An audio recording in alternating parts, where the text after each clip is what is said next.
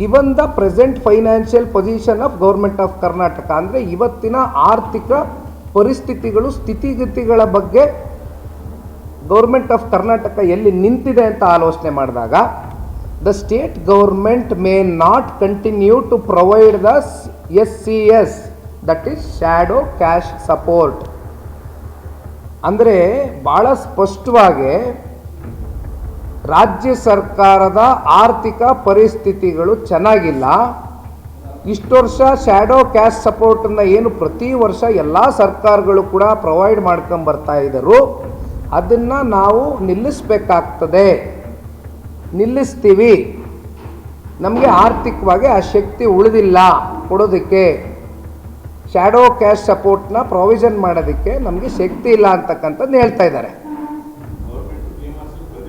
Of course fare revision proposal of BMRCL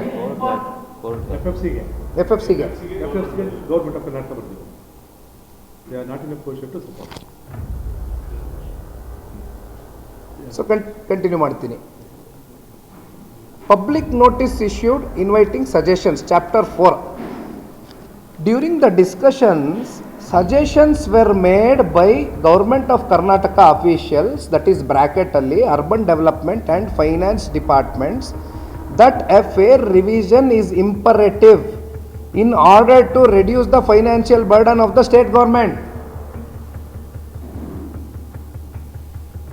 Further, the officials were of the view that fares should be revised annually. ಪ್ರತಿ ವರ್ಷ ಫೇರ್ನ ನೀವು increase ಮಾಡ್ಕೊಂಡು ಹೋಗಬೇಕು. 5% 7% ಅಂತಕ್ಕಂಥದ್ದು ಅದೇನು ಚರ್ಚೆಗೆ ಬಂದಿದೆ, ಅದನ್ನು ನೀವು ಪ್ರತಿ ವರ್ಷ ನೀವು ಇದನ್ನು ಇಂಪ್ಲಿಮೆಂಟ್ ಮಾಡಿ.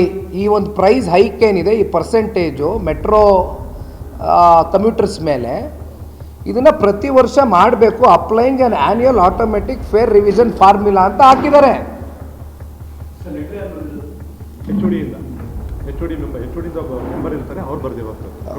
The Urban Development Department of the state government has been sending regular communications in this regard to BMRCL for expediting the constitution of the Fair Fixation Committee.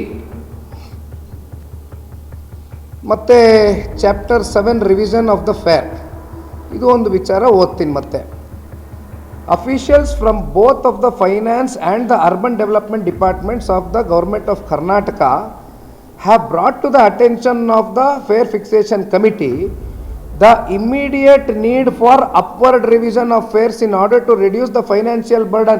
ಈ ಕೂಡಲೇ ನೀವು ಪರ್ಸೆಂಟೇಜ್ ಹೈಕನ್ನು ಮಾಡಿ, ಇಮ್ಮಿಡಿಯೇಟ್ ಆಗಿ ಮಾಡಬೇಕು.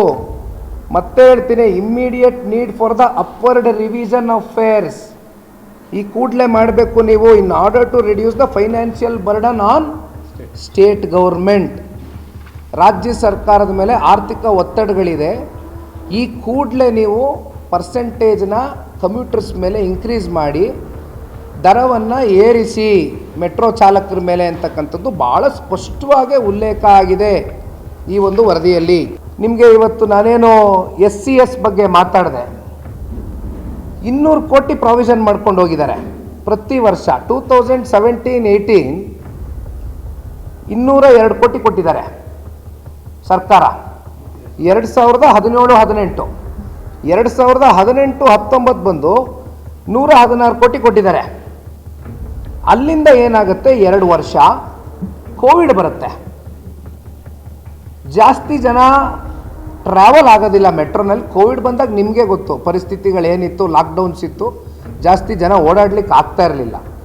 ಹಾಗಾಗಿ ಅಲ್ಲಿ ಮಾತ್ರ ಕಮ್ಮಿ ಆಗಿದೆ. ಬಿಟ್ಟರೆ ಅಗೇನ್ ಅಲ್ಲೊಂದು 50 ಕೋಟಿ ಕೊಟ್ಕೊಂಡಿದ್ದಾರೆ, ಬಿಕಾಸ್ ಜನ ಓಡಾಟ ಮಾಡೇ ಇಲ್ಲ. ಮತ್ತು 2021 ಮತ್ತು 22 200 ಕೋಟಿ ಕೊಟ್ಟಿದ್ದಾರೆ. ಮತ್ತು 2022-23 233 ಕೋಟಿ ಪ್ರಾವಿಷನ್ ಮಾಡಿದ್ದಾರೆ. ಶ್ಯಾಡೋ ಕ್ಯಾಶ್ ಸಪೋರ್ಟ್ ಬಗ್ಗೆ ಮಾತಾಡ್ತಾ ಇದ್ದೀನಿ ನಾನು. ಇದು ಪ್ರತಿ ವರ್ಷ ಮಾಡ್ಕೊಂಡು ಹೋಗ್ತಾ ಇರ್ತಕ್ಕಂಥದ್ದು. ರಾಜ್ಯ ಸರ್ಕಾರದ ಹೊಣೆಗಾರಿಕೆ ಇದೆ, ಅವ್ರ ಕರ್ತವ್ಯ ಇದೆ, ಅವ್ರ ಜವಾಬ್ದಾರಿ ಇದೆ. ಇದೇನು ಹೊಸದಾಗೆ ಸೃಷ್ಟಿ ಮಾಡಬೇಕಾಗಿರ್ತಕ್ಕಂಥ ವಿಚಾರ ಅಲ್ಲ. ಆದರೆ ಇಲ್ಲಿ ಪ್ರಶ್ನೆ ಸರ್ ಕಂಪ್ಲೀಟ್ ಮಾಡ್ತೀನಿ ನೋಡಿ. ಕಳೆದ 2 ವರ್ಷ ಫ್ರಮ್ ಪಾಸ್ಟ್ 2 ಇಯರ್ಸ್ 2023 ಮತ್ತು 24ನೇ ವರ್ಷದ ವಿಚಾರಕ್ಕೆ ಸಂಬಂಧಪಟ್ಟಂತೆ 15 ಕೋಟಿ ಕೊಟ್ಟಿದ್ದಾರೆ. 2024-25 ಸಾಲಿನಲ್ಲಿ 0, 1 ರೂಪಾಯಿ ಪ್ರಾವಿಷನ್ ಮಾಡಿಲ್ಲ. ಕಳೆದ 2 ವರ್ಷದಲ್ಲಿ SCS ನಾವೇನು ಪ್ರಾವಿಷನ್ ಮಾಡಬೇಕಾಗಿತ್ತು, ರಾಜ್ಯ ಸರ್ಕಾರ 1 ರೂಪಾಯಿ ದುಡ್ಡನ್ನು ಕೊಟ್ಟಿಲ್ಲ.